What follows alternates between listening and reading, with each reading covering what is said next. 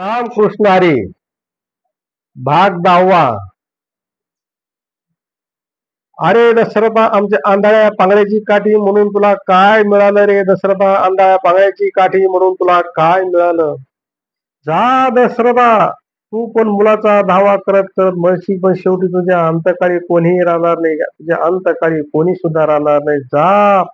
आणि श्रावणाच्या माता पित्यानेही प्राण सोडला. काय करावं ते समजाना.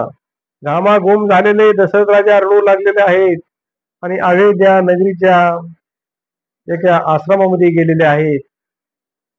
आणि त्या आश्रमामध्ये जाऊन वशिष्ठ मुनीला भेटले. वशिष्ठ मुनीने विचारलं, तुम्ही का रडता? अयोध्या नगरीचे राजा आहेत, तुम्हाला रडायला काय झालं? त्यांना सांगितलं, माझ्या हातातून आज 3 ब्राह्मण पातक धरलेले आहेत. आता मी काय करू? तुम्ही सांगा. जे सांगेल ते मी करायला तयार आहे. तुम्ही सांगा, मी आता काय करू? रामकृष्ण हरी, रामकृष्ण हरी.